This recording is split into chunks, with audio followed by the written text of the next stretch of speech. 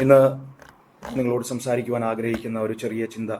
ഞാൻ കഴിഞ്ഞ ഒരാഴ്ചയായി ഈ വിഷയം ഇങ്ങനെ ചിന്തിക്കാനായിട്ട് ശ്രമിച്ചുകൊണ്ടിരിക്കുകയാണ്. അപ്പോൾ ഞാനൊരു തിങ്കളാഴ്ച വരെയും എനിക്കിത് ഒന്നും കണക്ഷൻ അങ്ങോട്ട് കിട്ടുന്നില്ല. എനിക്ക് എന്തോ ഒരു ബുദ്ധിമുട്ട് പോലും ഇങ്ങനെ തോന്നുക. അത് എനിക്ക് ഒന്നും ഡെവലപ്പ് ചെയ്യാൻ പറ്റുന്നില്ല, മെസ്സേജ് ഡെവലപ്പ് ചെയ്യാൻ പറ്റുന്നില്ല. പക്ഷേ ഒരു മെസ്സേജ് ദൈവം എൻ്റെ കയ്യിൽ തന്നിട്ടുണ്ട്. എന്നോട് ദൈവം പറഞ്ഞിട്ടുള്ളത്, നീ അല്ല സംസാരിക്കുന്നത്. പലപ്പോഴും നിങ്ങൾ വിചാരിക്കും ജോസ് പറയുന്നു, അല്ലെ പ്രിൻസി പ്രസംഗിക്കുന്നു, സിജോച്ചാൻ പ്രസംഗിക്കുന്നു. ഇത് നടക്കുന്നത് പരിശുദ്ധാത്മാവിലാണ്, ആരുടെയും കഴിവുകളിലല്ല ഇവിടെ പ്രസംഗിക്കപ്പെടുന്നത് എന്നുള്ള ഉത്തമമായ ബോധ്യത്തോടാണ് ഞാൻ ഇവിടെ നിൽക്കുന്നത്. ഇത് കഴിവുകളല്ല, പരിശുദ്ധാത്മാവ് നമ്മളിലൂടെ പ്രവർത്തിക്കുന്നുവെന്ന് മാത്രമേ ഉള്ളൂ. ഹല്ലേലൂയ. നമുക്കൊരു നിമിഷം ദൈവസന്നിധിയിൽ നമ്മുടെ കണ്ണുകളെ അടയ്ക്കും. വളരെ വേഗത്തിൽ നമ്മുടെ യൂത്ത് മീറ്റിംഗ് ഉണ്ടല്ലോ, ഇതിനു ശേഷം നടക്കേണ്ടതുണ്ട്. നമുക്ക് വളരെ വേഗത്തിൽ ഇത് അവസാനിപ്പിക്കാം. ഹല്ലേലൂയ. ജീവിതത്തിൽ പലപ്പോഴും നമ്മൾ ഒരാശ്വാസത്തിന് വേണ്ടി ഓടി നടക്കുന്നവരാണ്, അല്ലേ? ജീവിതത്തിൽ നമുക്കൊരാശ്വാസം കിട്ടാനായിട്ട് നമ്മൾ ഓടി നടക്കുന്നവർ, വ്യഗ്രത കൊണ്ട് നമ്മൾ ഓടി നടക്കുന്നവരാണ്. ചിലപ്പോൾ നമുക്ക് കിട്ടാറുണ്ട്, എന്നാൽ അതൊരിക്കലും ഒരു പെർമനന്റ് റെസ്റ്റായിട്ട് നമുക്ക് കിട്ടാറില്ല. ഒരു പെർമനന്റ് റെസ്റ്റ് കിട്ടാറില്ല. ഒരു താൽക്കാലിക ആശ്വാസങ്ങൾ നമുക്ക് പലയിടങ്ങളിൽ നിന്നും കിട്ടാറുണ്ട്, എന്നാൽ നമുക്കൊരു പെർമനന്റ് റെസ്റ്റ് കിട്ടാറില്ല. ഞാൻ ഇന്ന് നിങ്ങളെ ഒരു പെർമനന്റ് റെസ്റ്റ് തരാൻ കഴിയുന്ന ഒരു സ്ഥലത്തേക്ക് നിങ്ങളെ കൊണ്ടുപോകാനായിട്ട് ആഗ്രഹിക്കുന്നു. ഞാൻ ആ സ്ഥലത്തോട്ട് എത്തുന്നതിന് വേണ്ടിയിട്ട് ഞാൻ നിങ്ങളോടൊരു ചോദ്യം ചോദിക്കാനായിട്ട് ആഗ്രഹിക്കുന്നത്. ചോദ്യം എന്ന് പറഞ്ഞാൽ ഒരു കോംപ്ലിക്കേറ്റഡ് ചോദ്യമല്ല, എന്നോടുകൂടെ ചേർത്ത് ഞാൻ ചോദിക്കുകയാണ്. ഇതിൽ ആരെങ്കിലും ഒരാളെങ്കിലും ഇതിന് ആൻസർ പറയുമെന്ന് ഞാൻ പ്രതീക്ഷിക്കുന്നു.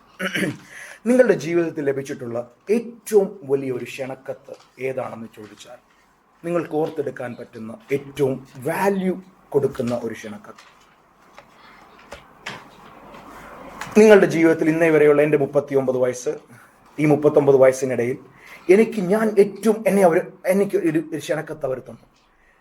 എന്നെ അത് വളരെ അങ്ങനെ നിങ്ങളെ ഹോണ്ട് ചെയ്ത, അല്ലെങ്കിൽ നിങ്ങൾ ഓർത്തിരിക്കുന്ന ഏതെങ്കിലും ഒരു ക്ഷണക്കത്ത് നിങ്ങളുടെ ജീവിതത്തിലുണ്ടോ?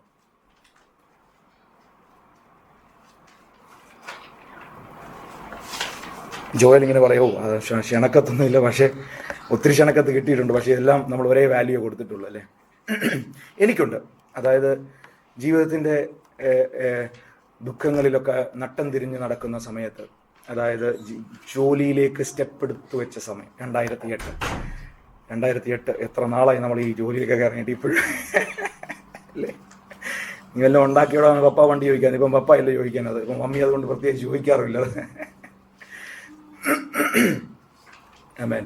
അപ്പോൾ 2008, 2009, 2010 ആയപ്പം എനിക്ക് ഗുജറാത്തിലുള്ളൊരു കമ്പനിയിൽ അന്ന് 2008 ജോലി ലഭിച്ചതിന് ശേഷം ഞാൻ ആദ്യമായിട്ടാണ് ഇങ്ങനെ കമ്പനി ഒരു ഗുഡ് ഓർഗനൈസേഷനിലൊക്കെ വർക്ക് ചെയ്യുന്നത്. ഫസ്റ്റ് ഇതാണ് ഇതായിരുന്നു. അന്ന് അവരൊരു ഗെറ്റ് ടുഗദർ, അവരുടെ മാനേജ്മെന്റ് ഒക്കെ കൂടി ഒരു ഗെറ്റ് ടുഗദർ വെച്ച്. അന്ന് നമ്മൾ ന്യൂ ആളായതിനകത്ത് ആ കമ്പനിയിൽ. അപ്പോൾ അന്ന് എന്തോ എനിക്കറിയത്തില്ല, അതിനകത്ത് ഒരു പൂനെയിൽ ലോണേവാലയിൽ ഒരു 5 സ്റ്റാർ ഹോട്ടലിൽ എല്ലാവരും ഗെറ്റ് ടുഗദർ ഉണ്ടായിരുന്നു, മീറ്റിംഗ് ഉണ്ടായിരുന്നു. അതിനകത്ത് നമുക്ക് ഒരു അവസരം കിട്ടി. ഞാൻ ആദ്യമായിട്ടാണ് 5 സ്റ്റാർ ഹോട്ടലിൽ പോയി ഇങ്ങനെ ഒരു ഗെറ്റ് ടുഗദർ കൂടി. ഈ സംഭവങ്ങളൊക്കെ ഞാൻ ഇന്നും അത് ഓർത്ത് വെക്കുക. കാരണം ആദ്യമായിട്ട് എന്നോട്, നീ 5 സ്റ്റാർ ഹോട്ടലിൽ പോയിട്ടുണ്ടോ എന്ന് ആരെങ്കിലും എന്നോട് ചോദിച്ചാൽ ഞാൻ പറയും, പിന്നെ ഞാൻ പോയിട്ടുണ്ട്. എന്നാ പോയി? 2008. ആര് കൊണ്ടുപോയി? ആരോ നമ്മളെ ആ കൂട്ടത്തിൽ അങ്ങോട്ട്. എന്നെ ഇപ്പോഴും ഞാൻ ഓർത്തിരിക്കുക. അതൊരു വലിയ കാര്യമാണെന്നല്ല ഞാൻ പറഞ്ഞു. ഞാൻ അങ്ങനെ ഒരു ചോദ്യം ചോദിച്ചതേ ഉള്ളൂ. നിങ്ങൾ ഓർത്ത് വെച്ചിരിക്കുന്ന ഏതെങ്കിലും ഒരു ക്ഷണക്കത്ത്, വാല്യൂ കൊടുക്കുന്ന ഒരു ക്ഷണക്കത്ത് ഉണ്ടോ? ശിവചാൻ തല വിളിക്കുക. അപ്പോൾ ശിവചാൻ ആൻസർ പറഞ്ഞേ പറ്റൂ. ഉണ്ടോ? അപ്പോൾ കുഴപ്പമില്ല. പറഞ്ഞോ.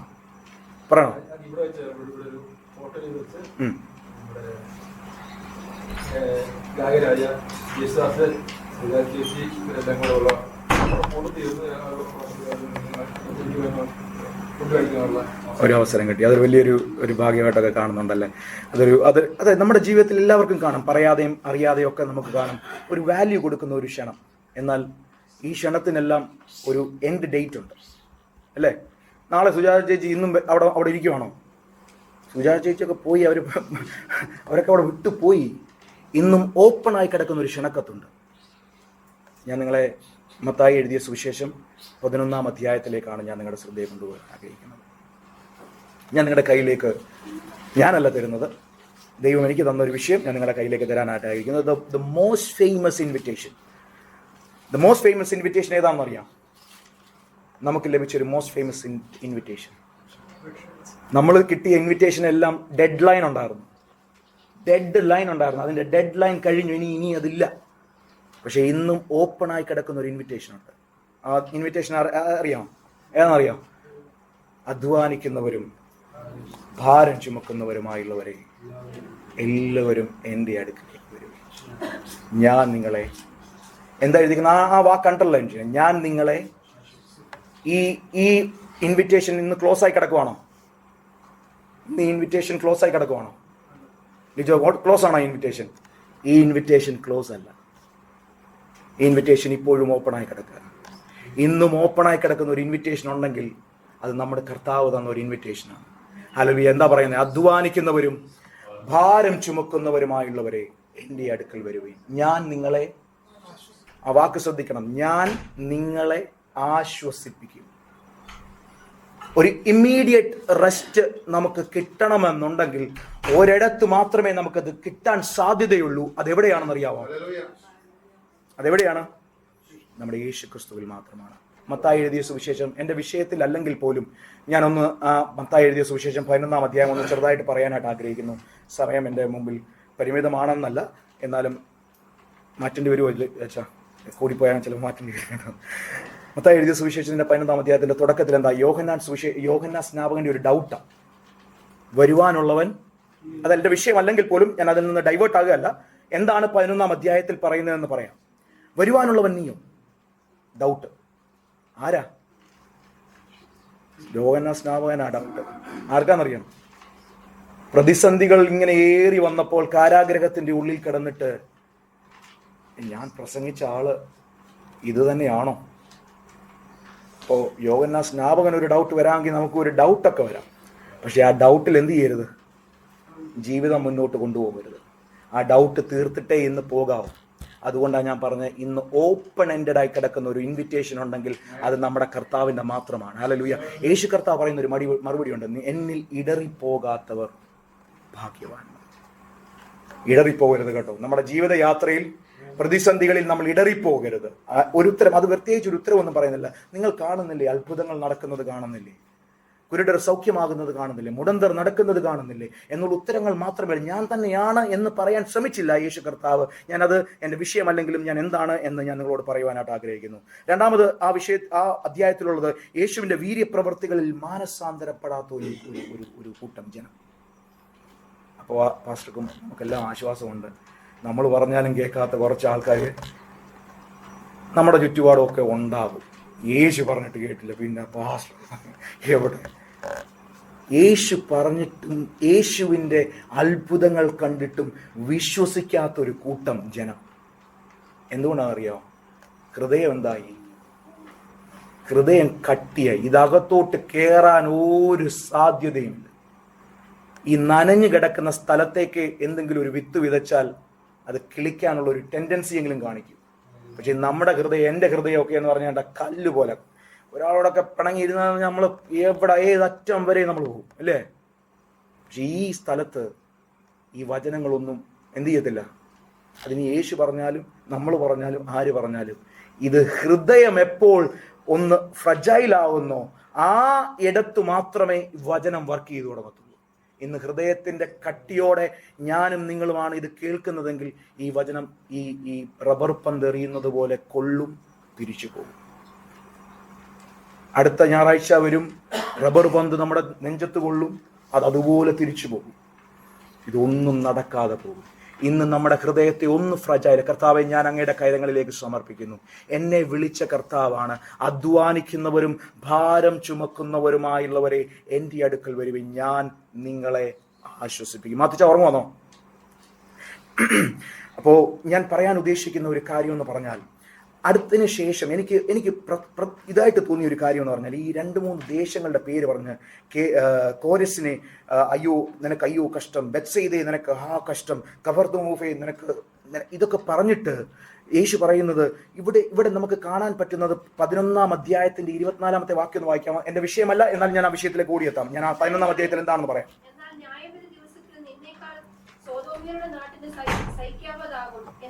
ഇവിടെ എനിക്ക് മനസ്സിലായ ഒരു കാര്യം, തെറ്റാണോ എന്ന് വ്യാഖ്യാനിച്ചത് വ്യാഖ്യാനമല്ല, എൻ്റെ ആശയം മാത്രമാണ്. അത് വ്യാഖ്യാനമായിട്ട് നിങ്ങൾ കണക്ക് കൂട്ടണ്ട. തെറ്റാണെങ്കിൽ എന്നെ തിരുത്തണം ഇത് പോകുന്നതിന് മുമ്പ്.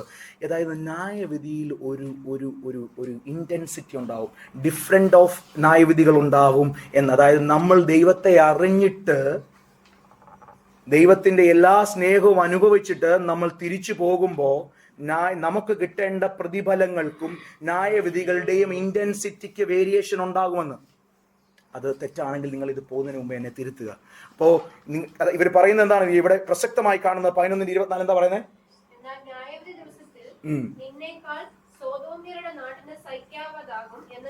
സോദോമിൽ ഇതുപോലുള്ള പ്രസംഗങ്ങളൊക്കെ നടന്നിരുന്നെങ്കിൽ, അതായത് യേശു കർത്താവിന്റെ കാലത്ത് നടന്ന അത്ഭുതങ്ങളും പ്രവൃത്തികളും ആ ദേശത്ത് സോദോമിലൊക്കെ നടന്നെങ്കിൽ അവരെന്നേ രക്ഷിക്കപ്പെട്ടു പോയേനെ.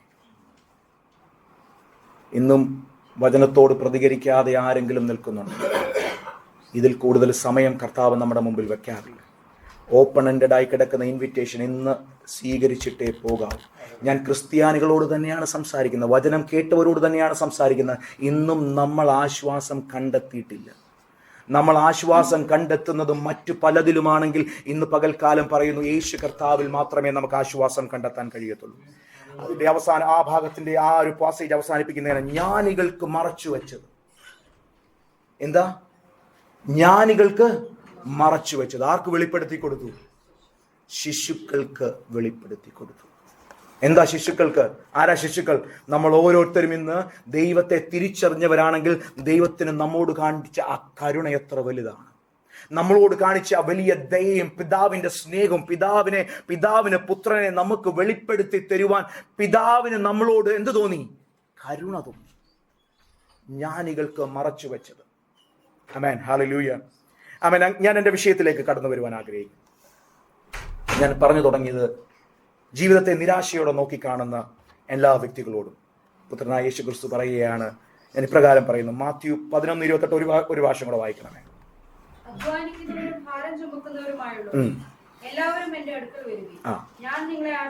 ഒരു ഫ്രീ ഗിഫ്റ്റ് ആണ് പ്രകാശ, ഇതൊരു ഫ്രീ ഗിഫ്റ്റ് ആണ്. ഞാൻ നിങ്ങളെ ആശ്വസിപ്പിക്കും. നിങ്ങൾ എന്തുമാത്രം ചെയ്താൽ മതി? എൻ്റെ അടുക്കലേക്ക് വരിക. ആരൊക്കെ എഴുതി? പണ്ട് ഓട്ടോഗ്രാഫ് എഴുതുന്ന നമ്മുടെയൊക്കെ കാലം ഉണ്ടായിരുന്നല്ലോ, ഓട്ടോഗ്രാഫ് എഴുതുമായിരുന്നു. ഈ ഓട്ടോഗ്രാഫിനകത്ത് ഇവര് ദുർവ്യാഖ്യാനം ചെയ്യുന്നൊരു വാക്യം, അധ്വാനിക്കുന്നവരും ഭാരം ചുമക്കുന്നവരുമായുള്ളവരെ എല്ലാവരും എൻ്റെ അടുക്കൽ വരും, ഞാൻ നിങ്ങൾക്ക് ഇത് കെട്ടിത്തരാമെന്ന്. പക്ഷെ ഞാനത് പറയാൻ ആഗ്രഹിക്കുന്നു. പക്ഷെ അത് ഞാൻ പലപ്പോഴും ഈ ഓട്ടോഗ്രാഫിലൊക്കെ എഴുതിയ ആൾക്കാർ കൊടുക്കാറുണ്ട്. ഈ മറ്റേ പണ്ട് 10ാം ക്ലാസ്സിലൊക്കെ പിരിഞ്ഞു പോകുന്ന സമയത്ത് കൊടുക്കാറുള്ളത്. അതല്ല കേട്ടോ. ചുമാട് കെട്ടിത്തരുന്ന കർത്താവിനെ അല്ല നമ്മൾ സേവിക്കുന്നത്. ആരെയാ സേവിക്കുന്ന അറിയോ? ആശ്വാസം തരുന്ന കർത്താവിനെയാ സേവിക്കുന്നത്. ഇന്ന് ജീവിതത്തിൽ ആശ്വാസം ലഭിക്കാത്ത ആരെങ്കിലും എന്നെ കേൾക്കുന്നുണ്ടെങ്കിൽ നിങ്ങൾ ഞാനും യേശുവിൻ്റെ അരികിൽ അല്ല. ആശ്വാസം കണ്ടെത്താൻ പാടുപെടുന്നുണ്ടെങ്കിൽ ഞാൻ ഇന്ന് നിങ്ങളോട് പറയുവാൻ, എന്നോട് കൂടെ ചേർന്ന് പറയുവാൻ ആഗ്രഹിക്കുന്നു, ഞാനും നിങ്ങളും യേശുവിൻ്റെ അരികിൽ അല്ല. ക്രിസ്ത്യാനിയായിരിക്കാം, യേശുവിനെ അറിഞ്ഞിട്ടുണ്ടാകാം, എന്നാൽ യേശുവിൻ്റെ കൂടെയല്ല. ഹല്ലേലൂയ. രണ്ട് സംഭവം. ഈ വാക്ക് പറയാനുള്ള കാര്യങ്ങൾ എന്താണെന്ന് ചോദിച്ചാൽ, ന്യായപ്രമാണത്തിൻ്റെ നിയമങ്ങളും യഹൂദ നിയമങ്ങളും എല്ലാം ജനത്തിന്മേൽ അടിച്ചേൽപ്പിച്ചിട്ട് ഇവർ മാറി എന്ന് നോക്കുക, ഇവരിതൊക്കെ ഫോളോ ചെയ്യുന്നുണ്ടോ? ഈ ഒരു കോണ്ടെക്സ്റ്റിലാണ് യേശു കർത്താവ് പറയുന്നത്, അധ്വാനിക്കുന്നവരും ഭാരം ചുമക്കുന്നവരുമായുള്ളവരെ നിങ്ങൾ എൻ്റെ അടുക്കിലേക്ക് വാ. നിങ്ങൾക്ക് ആശ്വാസം ലഭിക്കുന്ന നിയമങ്ങളിൽ ബന്ധിതരായ ഒരു ജനത്തോട് പറയുക. ഇന്ന് നമ്മൾ ഒരു പരിധിവരെ നിയമങ്ങളിൽ ബന്ധിതരാണെങ്കിൽ പോലും നമ്മൾ ഇന്ന് നമ്മുടെ ജീവിത പ്രയാസങ്ങളിൽ ബന്ധിതരാണ്. അങ്ങനെയെങ്കിൽ ഇന്ന് ദൈവം നമ്മളോട് പറയുന്നു, യേശു കർത്താവ് പറയുന്നു, എൻ്റെ അടുക്കലേക്ക് വാ. രണ്ട് കൂട്ടരെ പറ്റി പറയുന്നു, അധ്വാനിക്കുന്നവർ, ഭാരം ചുമക്കുന്നവർ. ഇതിന് മുമ്പിലത്തെ വാക്യത്തിൽ ഈ കോണ്ടെക്സ്റ്റ് നിങ്ങൾക്ക് ക്ലിയർ ആകാനായിട്ട് ഞാൻ നിങ്ങളോട് ഒരു വാക്യം വായിക്കുവാനായിട്ട് ആഗ്രഹിക്കുന്നു. മത്തായി എഴുതിയ സുവിശേഷം 23-ാം അധ്യായത്തിന്റെ 4-ാമത്തെ വാക്യം. ഈ കോണ്ടെക്സ്റ്റ് എന്തായിരുന്നു? യേശു അങ്ങനെ പറയാനുള്ള കാര്യം, അധ്വാനിക്കുന്നവരും. ദൈവം നിങ്ങളുടെ മുകളിൽ ഒരു ഘനമുള്ള ചുവടുകളല്ല വെച്ചിട്ടുള്ളത്. പക്ഷെ നിയമങ്ങൾ നമ്മൾ ഫോളോ ചെയ്യുന്ന പല നിയമങ്ങളും നമ്മുടെ മുമ്പിൽ ഒരു വലിയ ഖനമുള്ള നിയമങ്ങളായി ഭാരമായി നമ്മുടെ മുകളിൽ നിൽക്കുമ്പോൾ യേശു നമ്മുടെ മേലൊരു ഖനമുള്ള ഒരു നിയമത്തിന്റെ ചുവടുകളല്ല, അല്ലെങ്കിൽ നിയമത്തിന്റെ ഒരു പാണ്ടക്കെട്ടുകളല്ല എടുത്തു വെച്ചിരിക്കുന്നത്. നമ്മളോട് പറയുന്നു, അവർ ഇത് നോക്കി നിന്നിട്ട് ഇവർ ചെയ്യുന്നുണ്ടോ എന്ന് നോക്കുക. ഇവരോട് കർത്താവ് പറയുന്നു, അധ്വാനിക്കുന്നവരും ഭാരം ചുമക്കുന്നവരുമായുള്ളവരെ എൻ്റെ അടുക്കൽ വരും. ആ വാക്ക് ശ്രദ്ധിക്കണം, ഞാൻ നിങ്ങളെ ആശ്വസിപ്പിക്കും. ഇറ്റ്സ് എൻ ഇമ്മീഡിയറ്റ് അതായത് ഇമ്മീഡിയറ്റ് ആക്ഷനാണ്. നിങ്ങൾ ദൈവത്തിലേക്ക് വരുന്നു, നിങ്ങൾ ആശ്വാസം കണ്ടെത്തുന്നു. ആമേൻ. ഞാൻ നിങ്ങളെ ആശ്വസിപ്പിക്കും. ആമേൻ. തുടർന്ന് നമുക്ക് മുമ്പോട്ട് പോയാൽ ഒരു ചെറിയ ചിന്തയിലേക്ക് നമുക്ക് കടക്കുവാനായിട്ട് ആഗ്രഹിക്കുന്നു.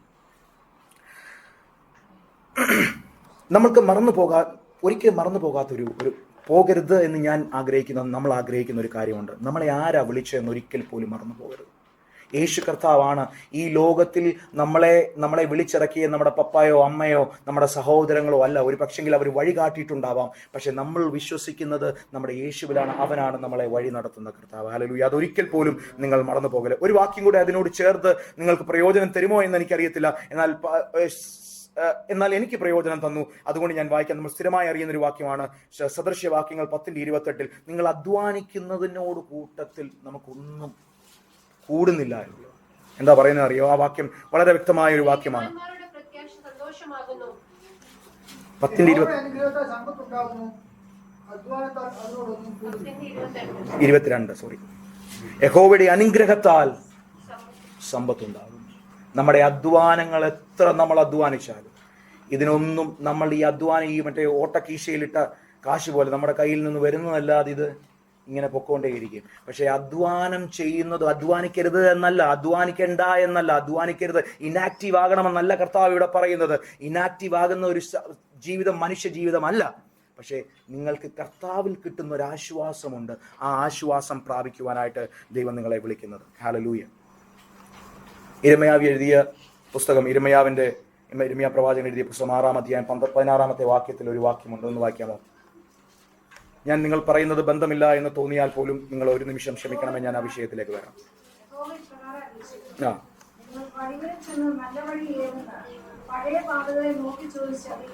പഴയ പാതകളെ നിങ്ങൾ നേരത്തെ ആ വഴി നടന്നിരുന്നു, ഇപ്പോൾ ആ വഴിയിൽ അല്ല പോകുന്നത്. നിങ്ങൾ പഴയ പാതകളെ നോക്കി നിങ്ങൾ അതിൽ നടപ്പീൻ. എന്നാൽ നിങ്ങളുടെ മനസ്സിന് വിശ്രാമം ലഭിക്കും. പക്ഷെ അവരെന്താ പറയുന്നേ?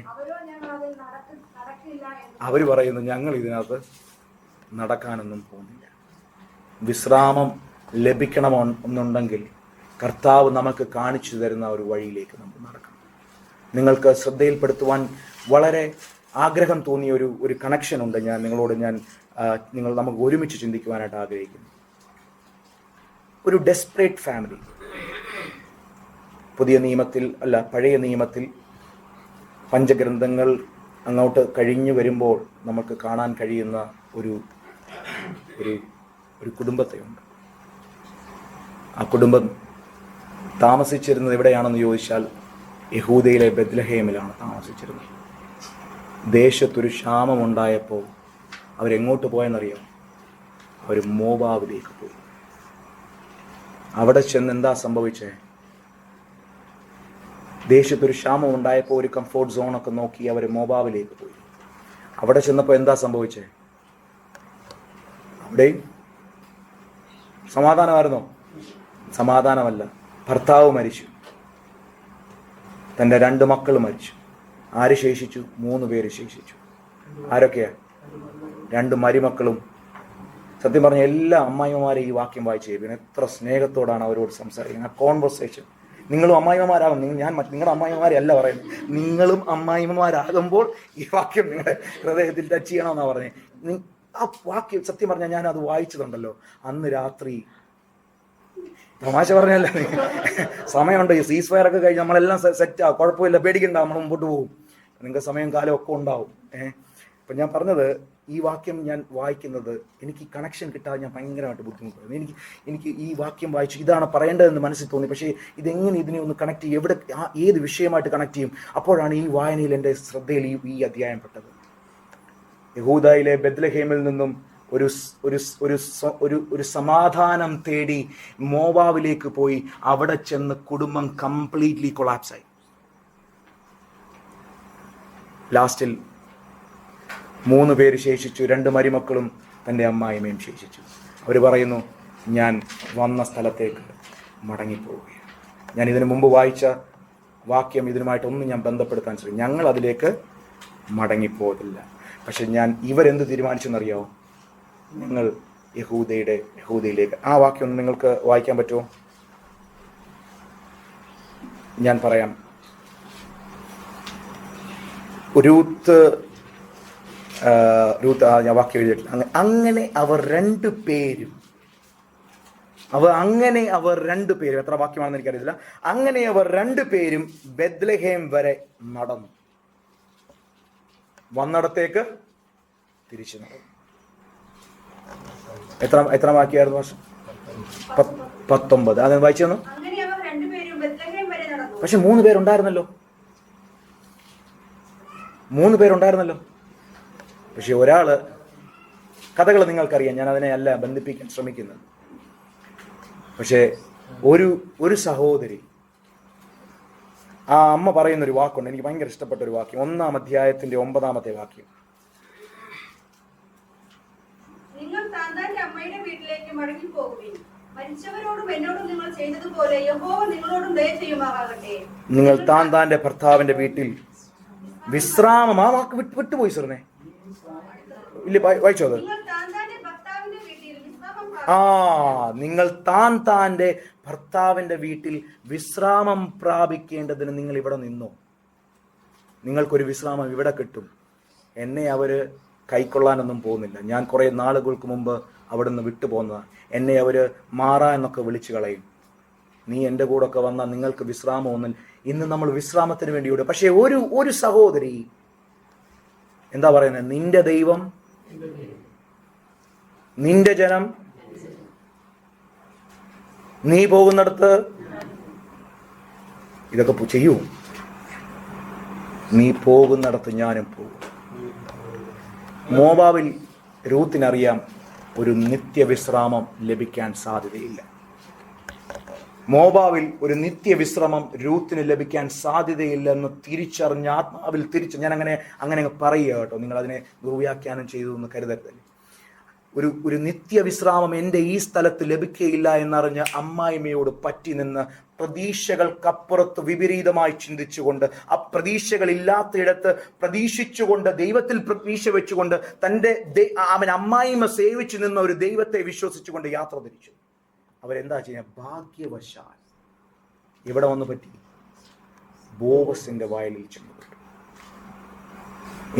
ഇന്ന് പലരുമല്ല, നമ്മളെല്ലാവരും ഭാഗ്യവശാൽ ഇന്ന് ഇവിടെ ആയിരിക്കുന്നു. ആ ക്ഷണക്കത്തും നമ്മുടെ കയ്യിലുണ്ട്.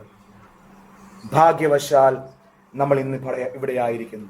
യേശു കർത്താവ് പറയുന്നു, ഞാൻ നിങ്ങൾക്കൊരു നിത്യവിശ്രാമം തരുവാൻ ആഗ്രഹിക്കുന്നു. രൂത്തിനെ വീണ്ടെടുക്കുവാൻ 2 വീണ്ടെടുപ്പുകാരുണ്ടായിരുന്നു. എത്ര പേരുണ്ടായിരുന്നു? ആർക്ക് വീണ്ടെടുക്കാൻ പറ്റും? പഴയ നിയമം പറയുന്ന കുറച്ച് നിയമങ്ങളുണ്ട്. ഒന്ന് റിലേറ്റീവ്, കഴിഞ്ഞ ദിവസം സംസാരിച്ചതാണ്. ഒന്ന് ക്ലോസ് ബ്ലഡ് റിലേറ്റീവ് ആയിരിക്കണം. അതിൽ ഹൈറാർക്കിയിൽ അവരായിരിക്കണം മുമ്പിൽ. 2, അത് റിക്കവർ ചെയ്യാനുള്ള സമ്പത്തും പവറും അദ്ദേഹത്തിന് ഉണ്ടായിരിക്കണം. 3, അദ്ദേഹത്തിന് നിർബന്ധത്താൽ അല്ല ഇത് ചെയ്യേണ്ടത്. ഈ 3 കാര്യങ്ങൾ. ഭാഗ്യവശാൽ ആരുടെ വയലിലാ ചെന്നുപെട്ടെ? ബോവസിന്റെ വയലിൽ. ഇന്ന് നമ്മൾ ബോവസിന്റെ വയലിലാണോ? ഇന്ന് ബോവസിന്റെ വയലിലാണെങ്കിൽ നിങ്ങൾ ആശ്വാസം പ്രാപിച്ചിട്ടേ പോകൂ. ഈ ബോവസിനെ ആ പുതപ്പിന്റെ കീഴിലേക്ക് ഒരു നിമിഷം നമ്മൾ ആമൻ കീറിക്കിടക്കുവാൻ നമ്മൾ തയ്യാറാവും. ഹല്ലേലൂയ. ആമൻ. ആ 2 വീണ്ടെടുപ്പുകാരിൽ ഒരു വീണ്ടെടുപ്പുകാരൻ പറയുന്നത് എന്താണെന്നറിയാം? എന്താ പറയുന്നത്? ഒരു വീണ്ടെടുപ്പുകാരൻ എന്താ പറയുന്നത്? അതിന്റെ 4-ാം അധ്യായം 6-ാമത്തെ വാക്യം. എനിക്കത് വീണ്ടെടുക്കാൻ കഴിയില്ല. അതിച്ചാ ഞാൻ ഇനിയും വിളിക്കും. ഇനിയും എനിക്കത് വീണ്ടെടുക്കാൻ കഴിയില്ല. കാരണം എന്താ? എൻ്റെ അവകാശം നഷ്ടമെടുത്തേണ്ടി വരും. നിങ്ങൾ വന്ന് പെട്ടൊരു അപ്പം ഈ ബോബസ് ചെയ്യുന്ന ഒരു കവലയിൽ പോയിരുന്നെന്ന് ആ വാക്യം ഒന്ന് വായിച്ചാൽ വളരെ ഇത് തോന്നും. നമ്മളൊരു ഒരു നോർമൽ ഒരു കവല കോൺവെർസേഷൻ അവിടെ നടക്കുന്നുണ്ട്. എടോ ഇങ്ങോട്ടൊന്ന് വന്നേ, നീ നീയല്ലേ ആദ്യത്തെ വീണ്ടെടുപ്പുകാരൻ എന്നോട് ചോദിക്കുക. പക്ഷെ അവൻ പറയുന്നത് എന്താ പറയുന്നത്? 4-5 പേരെയൊക്കെ കൂട്ടി ഒരു സന്ധിയൊക്കെ കൂടി ചെയ്യുകയാണ് അല്ലേ. അപ്പോൾ നമ്മൾ ആ വ്യക്തി തിരിച്ചു പറയുന്നത് എന്താണെന്ന് ചോദിച്ചു കഴിഞ്ഞാൽ, എനിക്ക് വീണ്ടെടുക്കാൻ കഴിയില്ല. ഈ ക്വാളിറ്റിയൊക്കെ എനിക്കുണ്ട്, ഞാൻ രക്തത്തിലുള്ളവനാണ്, എനിക്ക് ഇത് മേടിക്കാനുള്ള പണവും പവറും ഒക്കെ എനിക്കുണ്ട്. പക്ഷെ എനിക്ക് സ്വന്തം അവകാശം നഷ്ടപ്പെടുത്താൻ നമ്മുടെ വീണ്ടെടുപ്പുകാരനെ നിങ്ങളൊന്ന് കാണണം. ഈ 3 ക്വാളിറ്റിയും നമ്മുടെ വീണ്ടെടുപ്പുകാരനെ നമുക്ക് കാണാൻ കഴിയുമില്ലേ? നമ്മളെ വിളിച്ച് വീണ്ടെടുത്ത കർത്താവിൽ നോക്കിയാൽ നമുക്ക് ഈ 3 ക്വാളിറ്റിയും കാണാൻ കഴിയത്തില്ലേ? എന്താ പറയുന്നേ? കർത്താവ് പറയുന്നു, ഞാൻ എങ്ങോട്ട് വന്നു? സഹോദരങ്ങളിലേക്ക് ജഡത്തിൽ ഇറങ്ങി വന്നു. സഹോദരൻ, അതായത് മനുഷ്യനായി ഇറങ്ങി വന്നു, നമ്മുടെ റിലേറ്റീവായി. 2, സ്വന്തമായ, അതായത് പാപങ്ങളുടെ പരിഹാരത്തിന് സകല പാപത്തിനും പേ ചെയ്യാൻ കഴിയുള്ള ഒരേ ഒരു വ്യക്തി യേശു കർത്താവ്. 3, ക്രൂശിലേക്ക് താൻ നടന്നുപോയത് ആരുടെയും അവൻ നിർബന്ധത്താലല്ല, താൻ സ്വന്തമായി സ്നേഹത്തിൽ ക്രൂശിലേക്ക് നടന്നുപോയി നമ്മുടെ പാപവുമായി. ഈ 3 ക്വാളിറ്റിയും കൊണ്ട് നമ്മുടെ വീണ്ടെടുപ്പുകാരൻ നിൽക്കുകയാണ്. ആദ്യത്തെ വീണ്ടെടുപ്പുകാരൻ പറയുന്നു, എനിക്ക് എൻ്റെ അവകാശം നഷ്ടപ്പെടുത്താൻ ഞാൻ താല്പര്യപ്പെടുന്നില്ല. എന്നാൽ ബോവസ് പറയുന്നൊരു വാക്യമുണ്ട്, 4:10. മരിച്ചവന്റെ പേർ അവന്റെ സഹോദരന്മാരുടെ ഇടയിൽ നിന്നും അവന്റെ പട്ടണവാതിൽകളിൽ നിന്നും മാഞ്ഞു പോകാതെ വണ്ണം മരിച്ചവന്റെ പേർ അവന്റെ അവകാശത്തിന്മേൽ നിലനിൽക്കേണ്ടതിന് മഹ്ലോന്റെ ഭാര്യ മോവാബി സ്ത്രീയായ രൂത്തിനെയും എനിക്ക് ഭാര്യയായി വാങ്ങിയിരിക്കുന്നു എന്നതിനു നിങ്ങൾ ഇന്ന് സാക്ഷികളാകും. നിങ്ങൾ ഇന്ന് സാക്ഷ്യം. മോവാബ്യ സ്ത്രീയായ രൂത്തിനെ കൂടി വാങ്ങി. ആമേൻ. ഇന്ന് പ്രതീക്ഷയും ആശ്വാസവും നഷ്ടപ്പെട്ട ആരെങ്കിലും എന്നെ കേൾക്കുന്നുണ്ടെങ്കിൽ, ഇന്നൊരു ഓപ്പൺ എൻഡഡ് ആയിട്ടുള്ള ഒരു ഇൻവിറ്റേഷൻ നമ്മുടെ കയ്യിലുണ്ട്. ഇന്നും യേശു കർത്താവിലേക്ക് അടുത്തു വരുവാൻ നമുക്ക് കഴിയും. ഈ സമയത്തും യേശുവിലേക്ക് നമുക്ക് അടുത്തു വരുവാൻ കഴിയും. നമ്മെ വീണ്ടെടുത്തൊരു കർത്താവ് നമ്മുടെ കൂടെ, നമ്മുടെ സഹോദര വർഗത്തിൽ നമ്മോട് കൂടെ ജഡത്തിൽ ജനിച്ച് അവൻ പാപത്തിന്റെ പരിഹാരത്തിന് വേണ്ടി ക്രൂശിൽ യാഗമായി. 3, അവൻ സ്വന്തമായ, അവൻ ആരുടെയും പ്രതിബദ്ധതകളില്ലാതെ അവൻ സ്നേഹത്തിൽ അവൻ ക്രൂശിലേക്ക് അവൻ നടന്നു കയറി. ആ യേശുവിന്റെ അരികിലാണ് നമ്മൾ ഇന്ന് വന്നിരിക്കുന്നത്. ഹല്ലേലൂയ. കർത്താവ് യേശുവിനോട് നമ്മൾ പറയാം, കർത്താവ് അധ്വാനിക്കുന്നവരും ഭാരം ചുമക്കുന്നവരും പ്രതിസന്ധികളിലൊക്കെ അവൻ വിങ്ങി നീറി ജീവിക്കുന്ന വ്യക്തികളോട് പറയുന്നു, നിങ്ങൾ എൻ്റെ അടുക്കൽ വരിക, ഞാൻ നിങ്ങളെ ആശ്വസിപ്പിക്കും. ഹല്ലേലൂയ. അവൻ മത്തായി എഴുതിയ സുവിശേഷം 11:29 എന്താ പറയുന്നത്? ഞാൻ വളരെ വേഗത്തിൽ നിർത്തും. ആമേൻ. ഈ 2 വ്യത്യാസം നിങ്ങൾ ശ്രദ്ധിച്ചോ? ആദ്യത്തെ വാക്യത്തിൽ അധ്വാനിക്കുന്നവരും ഭാരം ചുമക്കുന്നവരുമായുള്ളവരെ എൻ്റെ അടുക്കൽ വരുവിൻ, ഞാൻ നിങ്ങളെ ആശ്വസിപ്പിക്കും. ഇവിടെ എന്താ പറയുന്നേ?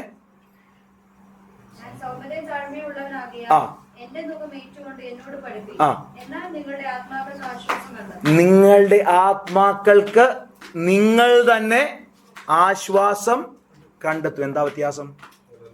ആദ്യത്തെ ഏരിയയിൽ കർത്താവ് അധ്വാനിക്കുന്നവരെയും ഭാരം ചുമക്കുന്നവരെയും വിളിച്ചു, ഇൻവൈറ്റ് ചെയ്തു, come, you get the rest immediate, you feel relaxed. But അതിൽ നിങ്ങൾക്ക് സർവൈവ് ചെയ്യണമെങ്കിൽ, ഒരു സ്പിരിച്വൽ പീസ് നിങ്ങൾക്ക് കിട്ടണമെങ്കിൽ, നിങ്ങൾ സൗമ്യതയും എന്നോട് പഠിക്കണം. എന്താ എന്നോട് പഠിക്കേണ്ടത്? എന്ത് പഠിക്കണം? സൗമ്യതയും താഴ്മയും ഉള്ളവനാകിയ എൻ്റെ നുകം ഏറ്റുകൊണ്ട്. എന്തേക്കണം? അതൊന്നും പറയാം, നുഖമൊന്നും നമുക്ക് കേൾക്കാൻ പറ്റത്തില്ല. നമ്മൾ എങ്ങനെയെങ്കിലുമൊക്കെ അങ്ങനെ നമുക്ക് പോകാം. ഈ നുഖം എന്ന് പറയുന്നത് 2 പേരും ഒരാൾ മാത്രം ചുമക്കുന്ന ഒന്നാണോ? നുഖം എന്ന് പറയുന്നത് നമുക്കറിയാം. നമ്മൾ ഈ കണ്ടം പൂട്ടി നോക്കുക, നിങ്ങൾ കണ്ടിട്ടുണ്ട്, 2 കാളകളെ കൂട്ടിക്കെട്ടി അതിൻ്റെ തോളിൽ ഇങ്ങനെ 2 ഭാരം വെച്ച് കൊണ്ടുപോകുന്നത്. പക്ഷെ ഇവിടെ അതുമായിട്ട് നമുക്ക് താരതമ്യം ചെയ്യാൻ പറ്റത്തില്ല. നമ്മളെക്കാൾ വലിയവൻ നമ്മോട് കൂടെ നുഖം ചുമക്കുകയാണ്. നമ്മളെക്കാൾ വലിയവൻ നമ്മളോടുകൂടെ നുകം ചുമക്കുക. കാരണം നിങ്ങളല്ല ആ നുകം ചുമക്കുന്നത്. അവൻ നിയമങ്ങളോ അല്ലെങ്കിൽ ദൈവത്തിന്റെ സന്നിധിയിൽ നിലനിൽക്കുവാനും ആ ആശ്വാസം പ്രാപിക്കുവാനും, നിലനിൽക്കുന്ന ആശ്വാസം നിങ്ങൾ കണ്ടെത്തണമെങ്കിൽ എന്നോട് നോക്കി പഠിക്കണമേ. സൗമ്യതയും താഴ്മയുള്ളവനാകിയാൽ എന്നോട് നോക്കി എന്റെ നുകം ചുമന്നുകൊണ്ട് എന്ത് ചെയ്യാനാ പറയുന്നേ? എന്റെ നുകമേറ്റുകൊണ്ട് എന്നോട് പഠിപ്പീൻ, എന്നാൽ നിങ്ങളുടെ ആത്മാക്കൾക്ക് ആശ്വാസം ലഭിക്കും.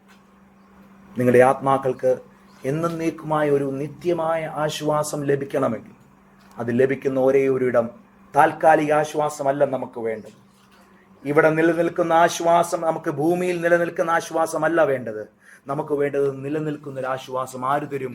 അത് നമ്മൾ കണ്ടെത്തണം. എങ്ങനെ കണ്ടെത്താൻ കഴിയും? അവന്റെ നുകം നമ്മൾ ചുമക്കണം. എങ്ങനെ നുകം ചുമക്കാൻ കഴിയും? കാരണം നിങ്ങൾ ഭാരപ്പെടണ്ടെന്നേ, നിങ്ങൾ ചുമക്കുന്ന നുകത്തിന്റെ മുഴുവൻ വെയിറ്റും ആരാ ചുമക്കുന്നതെന്ന് അറിയാമോ? കർത്താവ് ചുമന്നുകൊണ്ടിരിക്കും. ഇപ്പൊ പറയുന്ന നമ്മൾ നുകം ചുമന്നുകൊണ്ട് നമ്മൾ തന്നെ ഇന്ന് പകൽക്കാലം ഞാനും നിങ്ങളും ഈ വചനം ശ്രദ്ധിക്കുമ്പോൾ നിങ്ങൾക്ക് ഇന്നും ഒരു നിത്യമായ സമാധാനം നിങ്ങൾക്ക് കിട്ടുന്നില്ല എങ്കിൽ, ഒരു ആശ്വാസം നിങ്ങൾക്ക് കിട്ടുന്നില്ല എങ്കിൽ, സമാധാനത്തിന് വേണ്ടി നിങ്ങൾ വ്യഗ്രതരാണെങ്കിൽ, ആശ്വാസത്തിന് വേണ്ടി നിങ്ങൾ ഓടി നടക്കുകയാണെങ്കിൽ, ഒന്ന് നമുക്ക് ഇതിനകത്തൂടെ മനസ്സിലാക്കാം, കർത്താവിന്റെ നുകം നമ്മൾ ചുമന്നിട്ടില്ല. കർത്താവ് നമ്മുടെ കൂടെ ചേർന്ന് ബന്ധിക്കപ്പെട്ടിട്ടില്ല. ഹല്ലേലൂയ. ഇന്ന് നമ്മളുടെ നുകം ചുമക്കുവാൻ, നമ്മുടെ നുകമല്ല, എൻ്റെ നുകം ചുമന്നുകൊണ്ട് അവൻ ഞാൻ നിങ്ങളുടെ കൂടെയാണ് ഇത് ചുമക്കുവാൻ ആഗ്രഹിക്കുന്നത്. ഹല്ലേലൂയ. ആ വ്യത്യാസം നിങ്ങൾ മനസ്സിലായോ? നിത്യമായൊരു സമാധാനം ലഭിക്കണമെങ്കിൽ അത് കർത്താവിലൂടെ മാത്രമേ ലഭിക്കൂ. അത് ലോകത്തിൽ ഒരു വ്യക്തികൾക്കും തരാൻ കഴിയില്ല. അവൻ അശാന്തിയുടെ ഒരു കാലഘട്ടത്തിലൂടെയാണ് നമ്മൾ പോകുന്നതെങ്കിൽ പോലും നമുക്കൊരു ശാന്തിയും സമാധാനവും ആശ്വാസവും പ്രത്യാശയും നമ്മുടെ ഹൃദയത്തിലുണ്ടെങ്കിൽ അത് നമ്മൾക്ക് മനസ്സിലാക്കാൻ കഴിയുന്നത് എവിടെ നിന്ന് വരുന്നതെന്നറിയാമോ? അത് നമ്മളോട് കൂടെ ബന്ധിക്കപ്പെട്ടിട്ടുള്ള ക്രിസ്തുവിൽ നിന്ന് കിട്ടുന്ന ആ ശാന്തിയാണ്. ഹല്ലേലൂയ.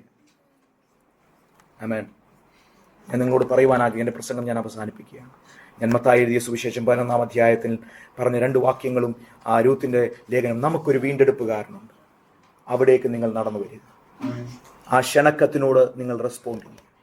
നിങ്ങൾ ഹൃദയത്തിൽ ഞാൻ ഉൾപ്പെടെ കർത്താവ് നമ്മളോട് പറഞ്ഞിട്ടുള്ള വചനങ്ങൾ, എന്നിലേക്ക് വരിക, നിങ്ങൾക്ക് നിത്യമായ ആശ്വാസം. നിങ്ങൾ ഇന്നും ദുഃഖിതരാണെങ്കിൽ, ഇന്നും പ്രയാസം അനുഭവിച്ച് അതിലാണ് നിങ്ങൾ നിലനിൽക്കുന്നതെങ്കിൽ, നിങ്ങൾ ഒരു പരിധിവരെ ദൈവത്തിൻ്റെ ആശ്വാസം പ്രാപിച്ചിട്ടില്ല. അങ്ങനെയെങ്കിൽ ഇന്ന് യേശു കർത്താവിൻ്റെ ആ ഇൻവിറ്റേഷൻ ഏറ്റുകൊണ്ടേ നമ്മൾ പോകാവൂ. എന്നിലേക്ക് വരിക, ഞാൻ നിങ്ങളെ ആശ്വസിപ്പിക്കും. നിങ്ങൾക്ക് ആശ്വാസം കണ്ടെത്തണമെങ്കിൽ എൻ്റെ നുകം ചുമക്കുക. സൗമ്യത എന്നിൽ നിന്ന് പഠിക്കുക. സൗമ്യതയും താഴ്മയുമുള്ളവ എൻ്റെ സ്വഭാവം പഠിക്കുക. എൻ്റെ നുകമേറ്റുകൊള്ളുക. എന്നോടുകൂടെ വാക്ക് ചെയ്യുക. ആ കർത്താവിനോട് കൂടെ നമുക്ക് ഒരുമിച്ച് വാക്ക് ചെയ്യാൻ കഴിയുമോ? നമുക്ക് നിത്യമായ ആശ്വാസം തരാൻ കഴിയുന്ന ഒരു കർത്താവ് നമ്മുടെ ദൈവം മാത്രമേ ഉള്ളൂ. ഈ ഭൂമിയിൽ നമ്മുടെ പിതാവിനോ മാതാവിനോ അത് ചെയ്യാൻ കഴിയില്ല. ഒരു ചർച്ചിന് തരാൻ കഴിയില്ല. ഒരു പാസ്റ്റർക്ക് തരാൻ കഴിയില്ല. പാസ്റ്റർക്ക് പ്രസംഗം പറയാം, പ്രസംഗത്തിലൂടെ ആശ്വാസം നമുക്ക് കണ്ടെത്താം. അതിൽ അപ്പുറത്തേക്ക് ഒരു ആശ്വാസം നമുക്ക് തരാൻ ഒരു വ്യക്തിക്കും ഈ ഭൂമിയിൽ കഴിയില്ല. നിത്യമായ ആശ്വാസം തരുവാൻ കഴിയുന്നവൻ ഒരുവൻ മാത്രമേ ഉള്ളൂ. അത് നമ്മുടെ കർത്താവ് യേശു ക്രിസ്തു. നമുക്ക് എല്ലാവർക്കും ഒരു നിമിഷം ദൈവസന്നിധിയിൽ എഴുന്നേറ്റ് നിൽക്കാം. ആ ഓപ്പൺ എൻഡഡ് ആയിട്ടുള്ള ഇൻവിറ്റേഷൻ ഇന്ന് കർത്താവ് നമ്മളോട് പറയുന്നത്, അത് സ്വീകരിച്ചിട്ടേ പോകാം. അതിൽ എൻ്റെ കൂടെ ആ നുകം ചുമന്നുകൊണ്ട്. നിങ്ങൾക്ക് എത്ര പേർക്ക് ആ പാട്ടറിയാമെന്ന് എനിക്കറിയില്ല. ഞാനും ഇന്ന് രാവിലെയാണ് പാട്ട് എനിക്കറിയാം. പക്ഷെങ്കിൽ ആ പാട്ടിൻ്റെ വരികൾ നമ്മൾ പാടി നമ്മൾ പ്രാർത്ഥിച്ച് കടന്നു പോകുന്നു. പിന്നെ അജിഷാൻ സാക്ഷ്യത്തിനുള്ള സമയങ്ങളും പ്രാർത്ഥനാ വിഷയങ്ങളുടെ സമയങ്ങളും ഉണ്ടായിരിക്കുന്നതാണ്. നിങ്ങൾക്ക് എത്ര പേർക്ക് ഈ പാട്ടറിയാം? വയ്ക്കുക വയ്ക്കുക വയ്ക്കുക നിൻ ഭാരം അവൻ പാദത്തിൽ. ഒരു വ്യക്തിയും നമ്മളോട് ഇത് പറയില്ല. നിങ്ങളുടെ ഭാരമെല്ലാം യഹോവയുടെ മേൽ വെച്ചുകൊള്ളു, അവൻ നിങ്ങളെ പുലർത്തും. ഈ പ്രോമിസ് തന്നത് ഒരു വ്യക്തിയല്ല എന്നതുകൊണ്ട് തന്നെ നിങ്ങളുടെ ഹൃദയം യഹോവയിൽ ആശ്രയിക്കട്ടെ, യഹോവയിൽ ചാരട്ടെ. Hallelujah, hallelujah. നമുക്ക് ഒരുമിച്ച് ചേർന്ന് ആ വരികൾ ചേർന്ന് പാടാം. വയ്ക്കുക വയ്ക്കുക വയ്ക്കുക നിൻ ഭാരമവൻ പാദത്തിൽ, സംശയം കൂടാതെ വിശ്വസിക്കുമെങ്കിൽ രക്ഷകൻ നിശ്ചയം സ്വതന്ത്രനാക്കും നിന്നെയും. സംശയം കൂടാതെ വിശ്വസിക്കുമെങ്കിൽ രക്ഷകൻ നിശ്ചയം സ്വതന്ത്രനാ. വയ്ക്കുക വയ്ക്കുക വയ്ക്കുക വയ്ക്കുക നിൻ ഭാരമാവൻ പാദത്തിൽ. സംശയം കൂടാതെ വിശ്വസിക്കുമെങ്കിൽ രക്ഷകൻ നിശ്ചയം. ആ വരികൾ അറിയാമെങ്കിൽ ലോകം നിന്നിലുള്ള പൊന്നിവ എടുത്തു പിൻ ലോപമായി ജീവിക്കണം നീ എങ്കിലും. പോഷിപ്പിക്കയില്ലയോ പരവജാതിയെ അവൻ. വയ്ക്കുക നിൻ ഭാരമാവൻ പാദത്തിൽ. ഓ വയ്ക്കുക വയ്ക്കുക വയ്ക്കുക നിൻ ഭാരമാവൻ പാദത്തിൽ. സംശയം കൂടാതെ വിശ്വസിക്കുമെങ്കിൽ രക്ഷകൻ നിശ്ചയം സ്വതന്ത്രനാക്കും. ഓ സംശയം കൂടാതെ വിശ്വസിക്കുമെങ്കിൽ രക്ഷകൻ നിശ്ചയം. ഒരു സ്വാതന്ത്ര്യം തരുവാൻ കഴിയുന്ന കർത്താവ് നമ്മുടെ കർത്താവിന് മാത്രമേ. ഇന്ന് നിരാശയോടെ ആരെങ്കിലും ഇതുവരെയും ഈ വചനം കേട്ടിട്ടും നിരാശയിലാണ് നിങ്ങൾ ഇപ്പോഴും ഇരിക്കുന്നതെങ്കിൽ കർത്താവ് പറയുന്നു, ഞാൻ നിങ്ങളുടെ അരികിലുണ്ട്, എന്നോടുകൂടെ ചേർന്ന് അമൃതം ചുമക്കുക. നിത്യമായ ആശ്വാസം തരുവാൻ എനിക്ക് മാത്രമേ കഴിയൂ. ആ യേശുവിനെ മുറുകെ പിടിച്ചുകൊണ്ട് ശിഷ്ട ജീവിതം നയിക്കുവാൻ ദൈവം നമ്മളെല്ലാവരെയും സഹായിക്കട്ടെ. എല്ലാവർക്കും ദിവസം തിരികെ.